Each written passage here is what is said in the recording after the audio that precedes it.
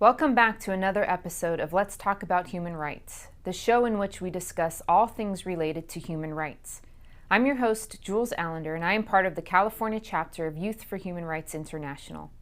Youth for Human Rights International's purpose is to help educate everyone on what human rights are, specifically the Universal Declaration of Human Rights, and more importantly, inspire the youth of today as our leaders of tomorrow to stand up for these rights. For each show, we like to take up one right and try to broaden your understanding of how this right is important to you and your loved ones. For today's show, we will be looking at human right number 2, don't discriminate. And that human right reads, everyone is entitled to all the rights and freedoms set forth in this declaration, without distinction of any kind, such as race, color, sex, language, religion, political, or other opinion, national or social origin, property, birth, or other status. Furthermore, no distinction shall be made on the basis of the political, jurisdictional, or international status of the country or territory to which a person belongs, whether it be independent, trust, non-self-governing, or under any other limitation of sovereignty. Let's go ahead and take a look at a short video on this human right. Joe. Stevens. Eric. Right here. I'll take him right there. All right, thank you. Thank you. Right here.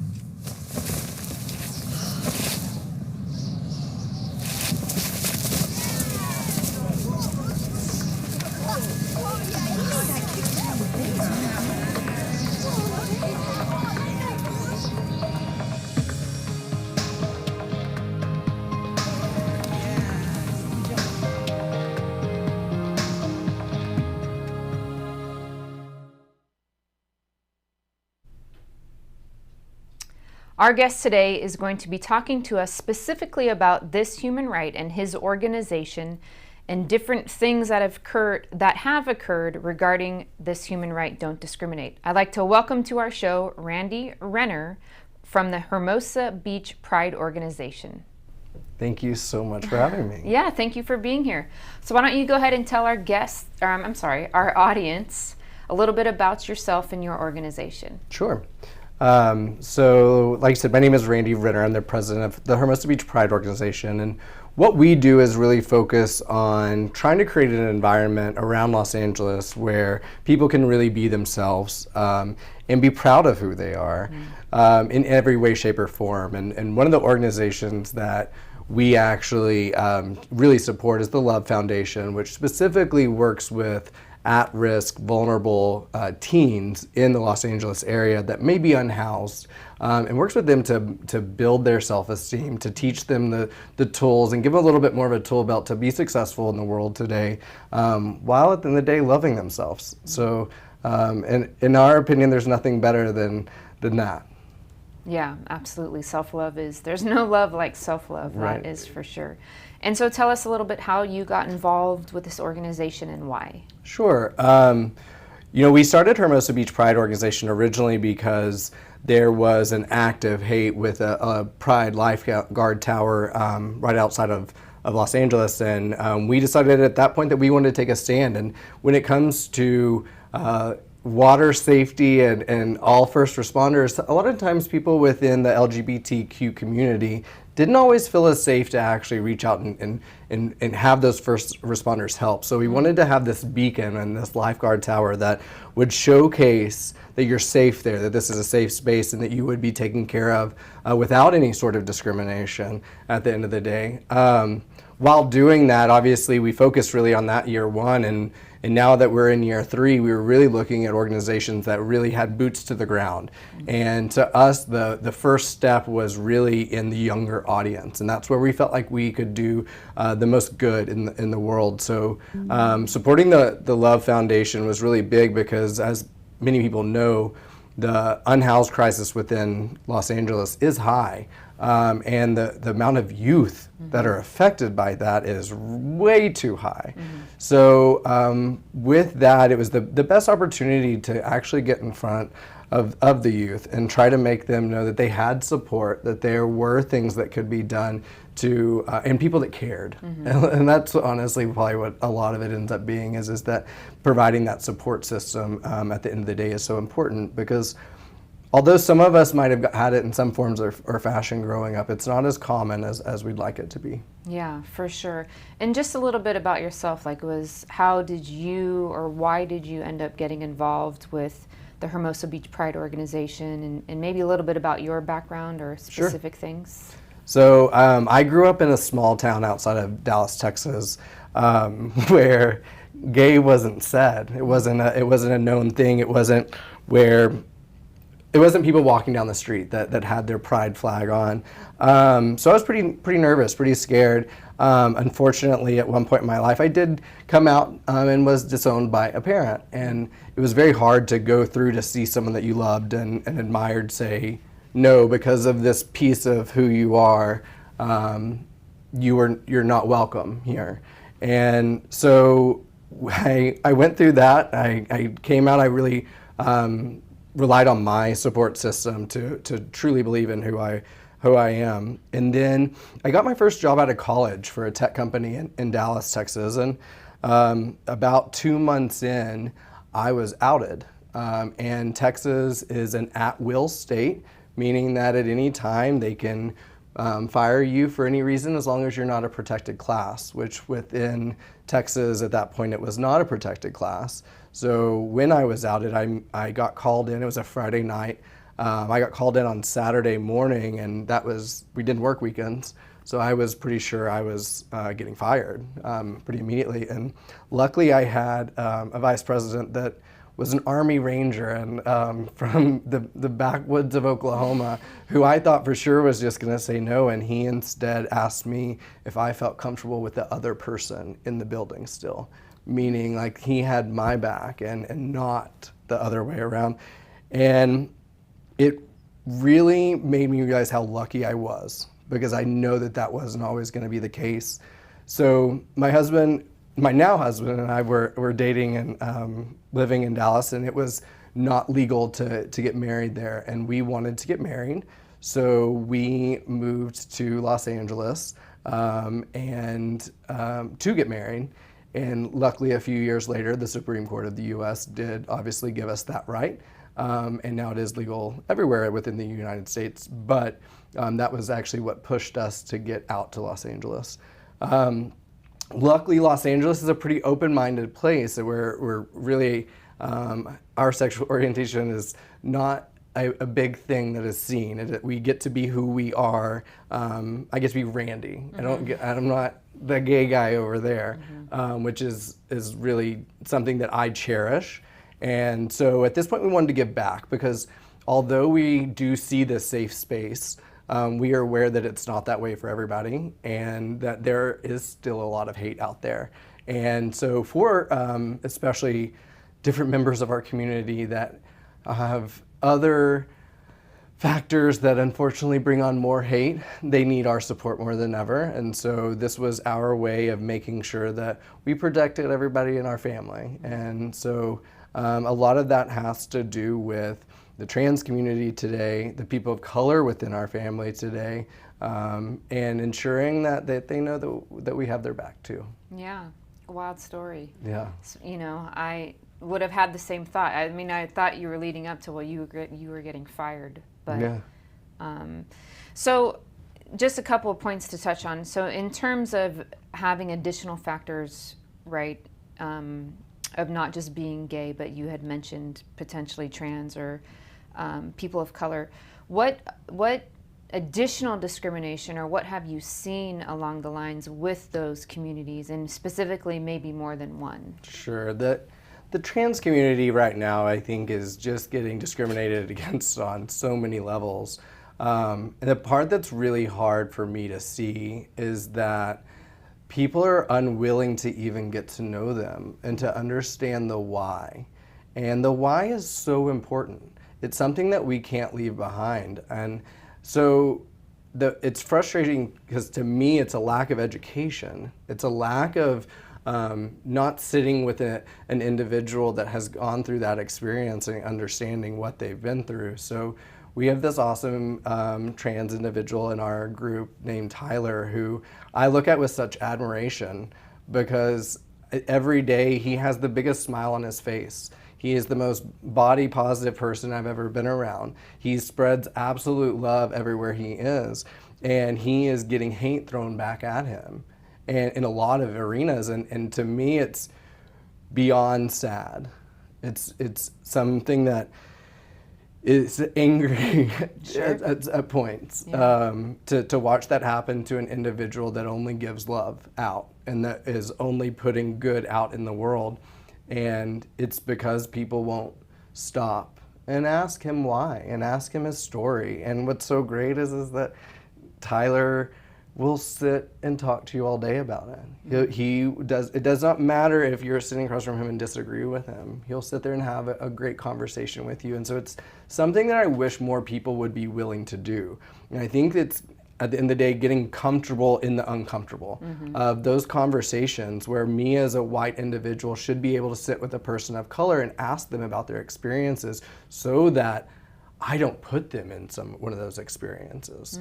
And so that I learn more. And I think someone that has been discriminated against is probably a little bit more on the side of erring on the side of caution and making sure that we're not going to do that to somebody else.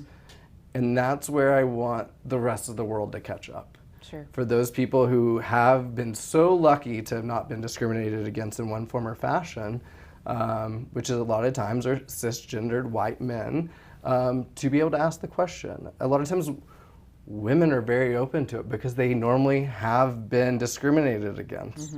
We see discrimination in education for women across the globe, and it's beyond sad, and I hope that that changes in our lifetime.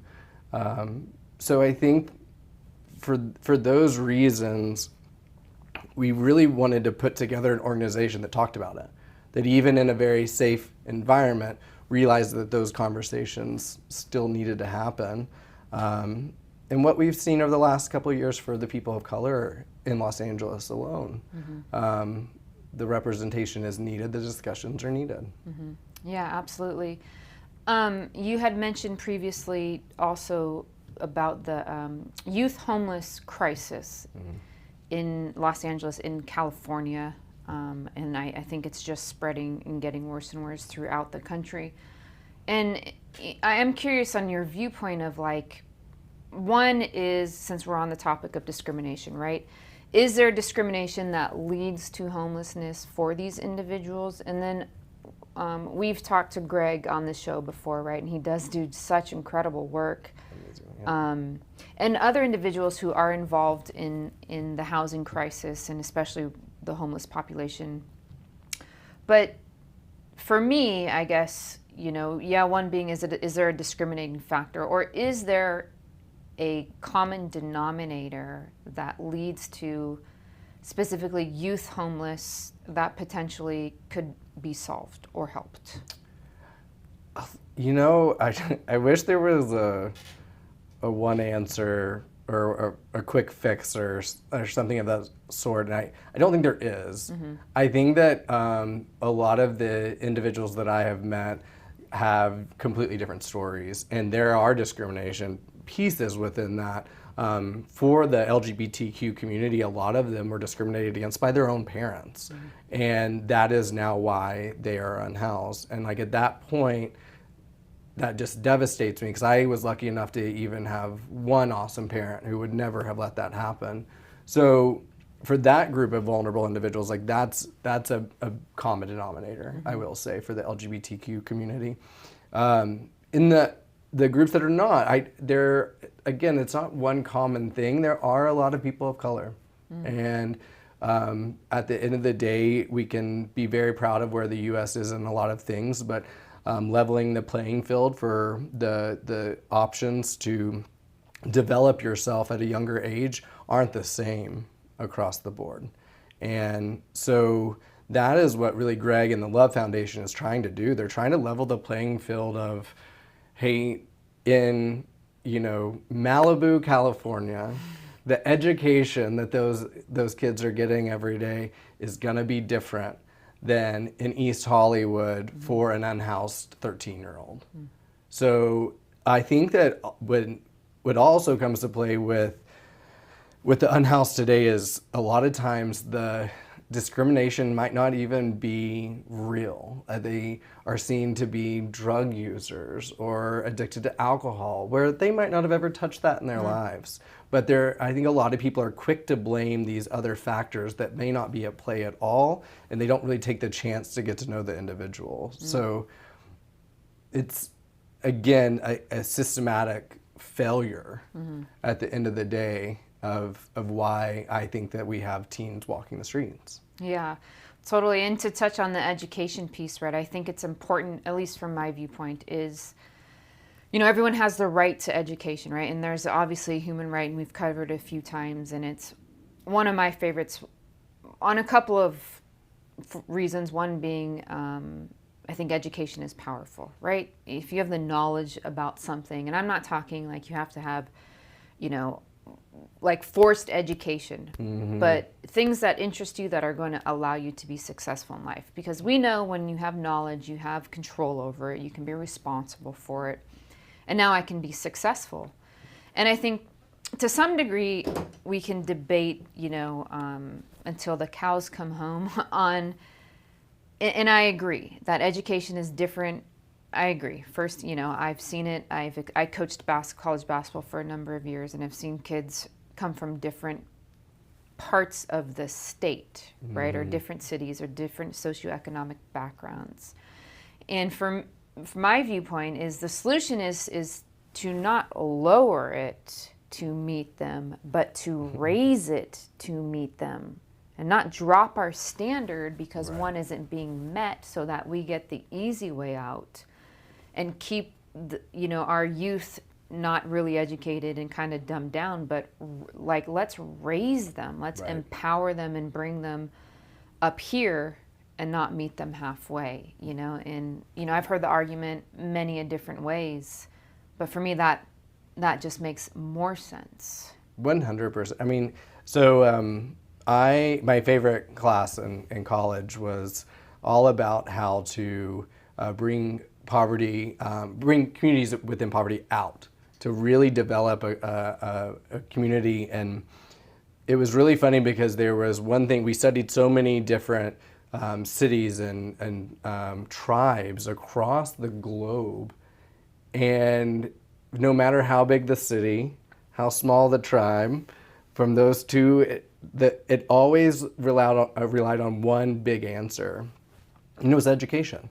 It was more specifically even education in women, because when you educate the woman in the home that was not originally, you elevate the income of the household, you decrease the birth rate, and you give women the push of, hey, I deserve to be here. I have these rights in place, and it's support at the end of the day. And I think if we talk about towns that have economic impacts and want more dollars at the end of the day, it comes down to educating women. And so when I think seeing that in college, I was also, we discussed like being raised by a single mom. I have an older sister. I saw them discriminated against. My mom opened a coffee shop in Arkansas when it wasn't popular, and she wasn't allowed to be a part of the Chamber of Commerce because she was a woman. And it just is mind-blowing to me that we still are discussing that, because as someone who went to that tech job, women were running circles around us men a lot of the times. It was really crazy to see that in a lot of countries where right now women are not being educated, they're not being allowed to be educated, are the same countries that are pushing for the biggest amount in their bank account. And you're not letting these women who could actually do that for you. It would create just a better environment for everybody, and it kind of seems like the right answer to everybody. So somewhat mind-blowing that we still see some of that within, the US, but for specifically women, there's still so many countries today that they can't walk in and get educated. Right. Yeah, it's a discriminating factor. Yeah. Absolutely. So going back to the LGBTQ community and what are I was going to say sites, but occasions or instances of discrimination that you've seen firsthand that hits that community that is debilitating to it, or yeah. There's so many pieces that are pretty sad. There are the ones that you see on the front pages of people leaving a afternoon or a party and being jumped and being beaten for being gay. That has always been a little fear within most of us, because a lot of times in the U.S. specifically, there are kind of these safe havens of areas, and we'll use West Hollywood for an example, that have multiple LGBTQ bars, and that's like our safe space. So when those beatings starting to occur, or Pulse nightclub in Florida, when that occurred, it hit all of us so hard because that's our safe space. That's like a space where we really did get to go and just be ourselves and not have to worry about what everyone else thought about us. So those physical things are still very hard to get through and to see happening, and the hate to be directed at our community as a whole. But right now, again, for the trans community, it is, I feel like, running rabid at the end of the day. The hate that is directed, I mean, literally a couple of days ago, Target put in some pieces of clothing that would be for trans people, and it has immediately gotten removed. So even in those big picture things, the things that aren't physical, that don't hurt right here, they still hurt here, because we're now seeing these big organizations get behind us in Pride, like with all these Pride flags, but maybe they don't put the trans colors on it. But so you're going to make money off of the Pride flag, but you're not even really realizing that you're doing exactly what we're fighting against. We're fighting for full inclusion, and you just removed one of our family members from the table, and we're not okay with that. So it goes on so many different levels. It's both the physical worry of, my husband is a large human. He is 6'5", 250 pounds. He is a big guy who we should feel comfortable walking down the street holding hands. But holding hands is sometimes a scary thing. And it's something that we push ourselves to do so that it's more commonplace. Because that puts a target on you in a lot of places. So just being out in public like that is a whole different scenario. But when it comes to workplaces, there are a lot of companies that I don't think would hire somebody that they knew was trans. There's a lot of companies that wouldn't hire someone who was shown as a lesbian or a gay man, and that's something we have to watch. When we travel abroad, we have websites that we can go to that say, hey, here's what it's like traveling in these countries. Here's the ones to go to. Here's the ones you cannot go to. Because if you are acting as a gay male, you can get arrested. Wow. And so there's those pieces that do touch our everyday life that are still hard to get over. Yeah. Totally. And then in terms of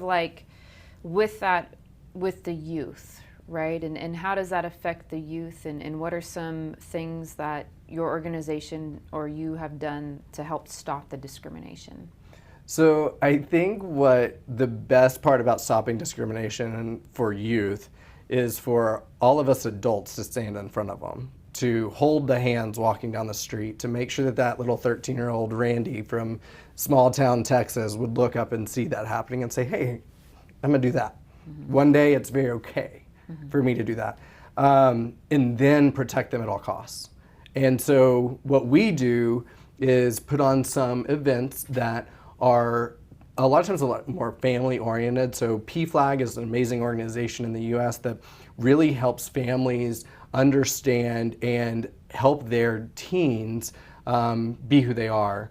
And with that, there's like we have a family park day where all of a sudden you're going to get to see families who openly are accepting of their children regardless of anything.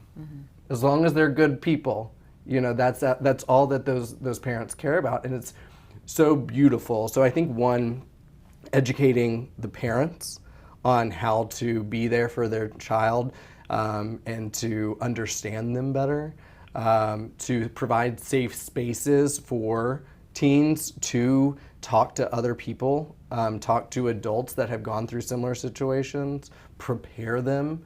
You know, my mom was someone who was always very supportive of the LGBTQ community. But when I came out, she still struggled a little bit with it. And it wasn't anything about that. It was that she knew I was going to have to struggle. And that's not going to go away anytime soon. So the quicker we can get parents involved, get them to be that first line of, hey, we got you, like that first full support, because it's honestly the most important level of support that we can give them. Then give them a community around them to say, hey, you're okay, you're good, and then to build those tools to prepare them to go out on their own and face the world that is. And honestly, I have a lot of respect for the youth today and a lot of admiration for them because it's more and more open-minded than I'd ever seen it. My niece had told me some stories about the high school I went to, about now what was acceptable and who was coming out in high school, and I never, ever would have done that. I was so concerned about I'm not saying this to be over the top, but like literally concerned about being drugged behind a truck, you know? So at that point, it was one of those things of like, just proud, because there's a lot of adults that need to listen to the youth because they know more about what this world needs to be, and they know more about what the world they're inheriting because of social media. So we didn't always, I was in college when Facebook came out. And so at 16, I didn't see everything across the globe like what teenagers can today.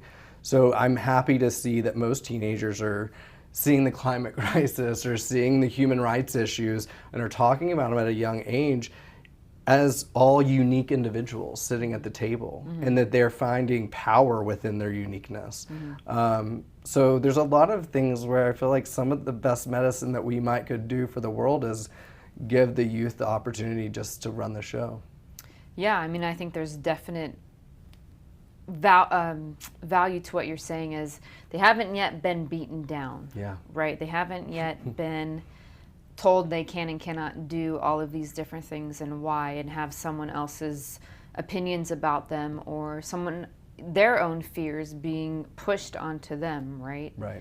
To kind of pigeonhole them and this is how they operate. I think the youth have a special foresight that is big and broad and expansive and positive, the majority of them, and to be able to empower them and educate them to carry that, you know. So for what you're saying on that level, yeah, absolutely. Like, you know, social media can be an interesting factor where it can get painted a certain way. Yeah. It absolutely gives one more insight amongst others, right? I was also in college when Facebook came out, and I'm like, oh God, I'm thankful No, Yeah. we didn't have Instagram. Right? I was in Right? school, Yeah. you know. A few things that would have happened. We joke about Facebook, but as soon as I realized that my grandma now had Facebook, I had to go back and remove a whole bunch of stuff. Yeah. But I do think it is powerful, but there's such a piece of mental health that you have to talk about with social media, because there's the other side that is hard to see and to watch. And I had an issue yesterday where I saw a post shared by someone in a story, and that person I have a lot of respect and love for. And I thought, surely that's not what this post means. And then, I click on it and I go down this rabbit hole, and then I start seeing some of my friends and family liking some of these other posts, and it was so disheartening. And it messed me up mentally, because although they support me and my husband and my love, they are forgetting that they had to learn that.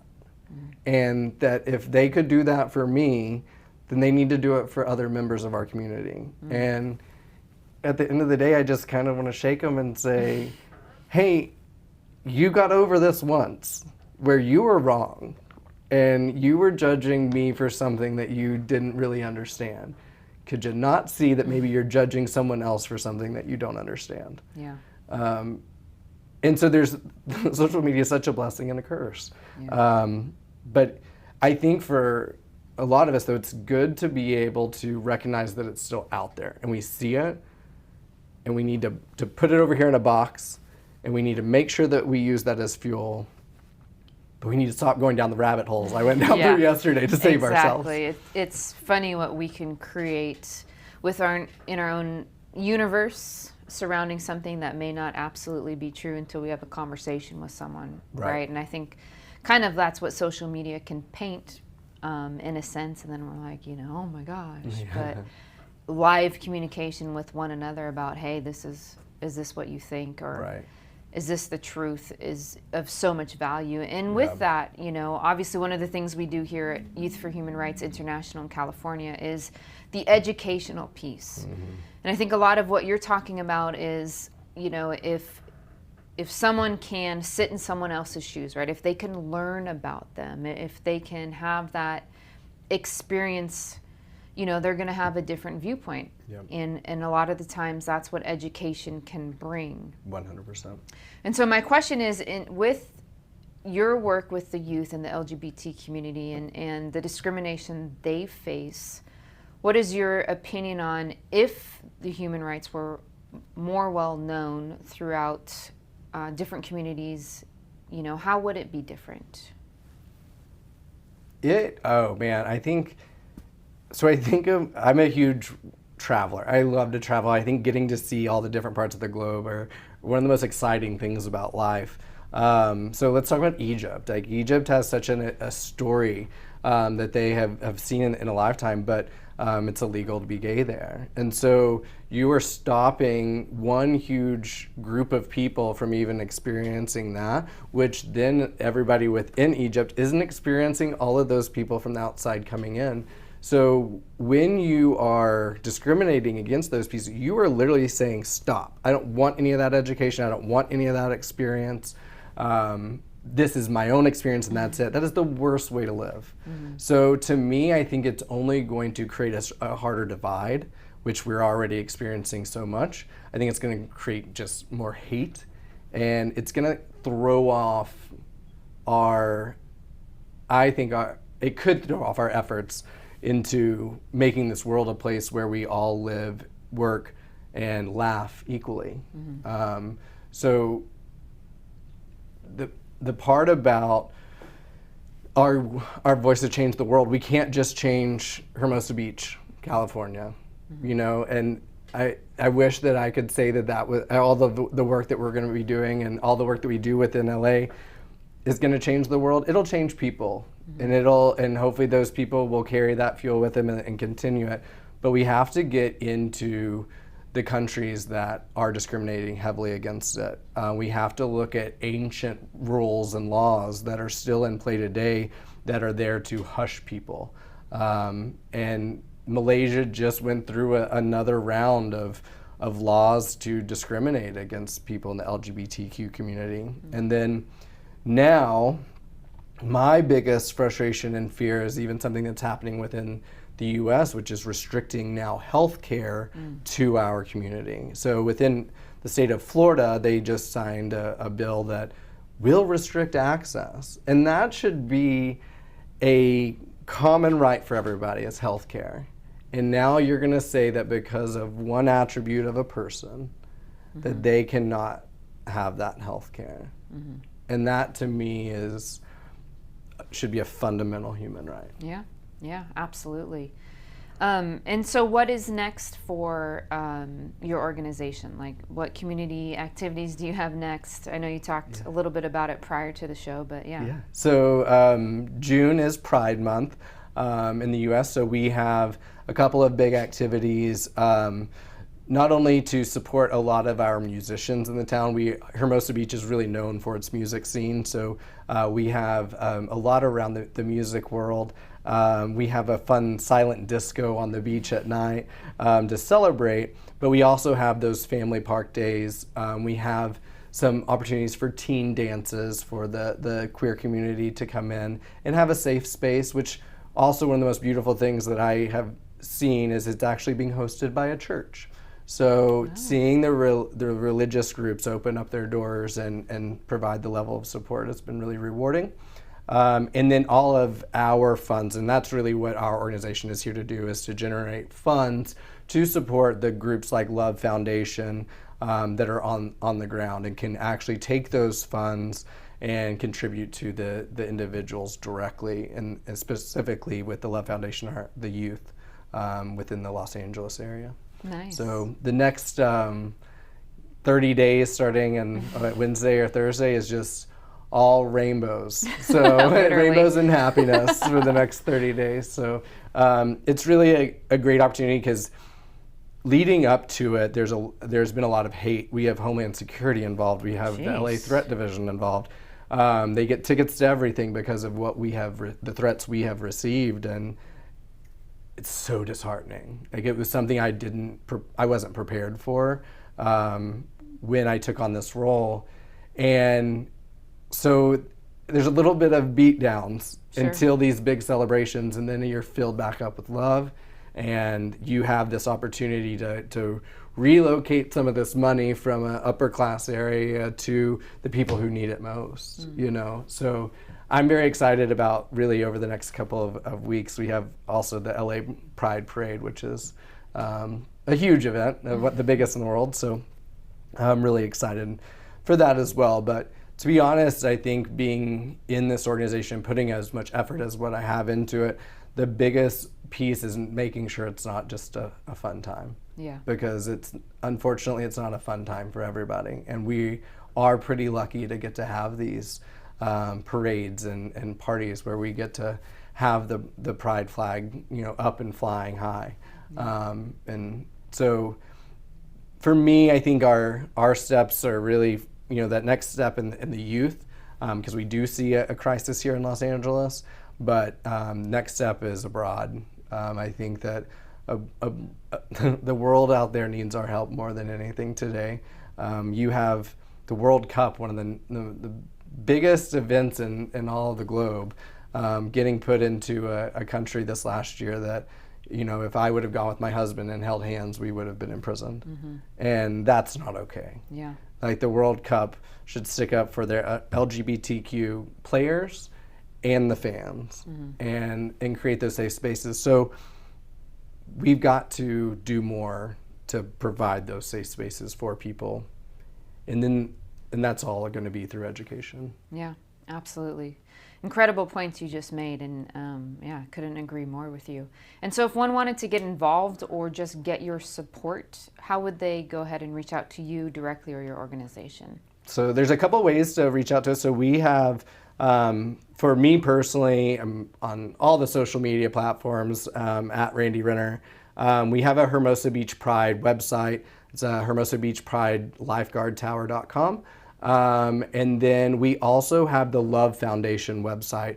It is something that I would really push everybody to, not only to get involved. If you know of any at-risk youth, please you reach out, because I think that Greg and his team are the quickest to respond and I think the most helpful by any means.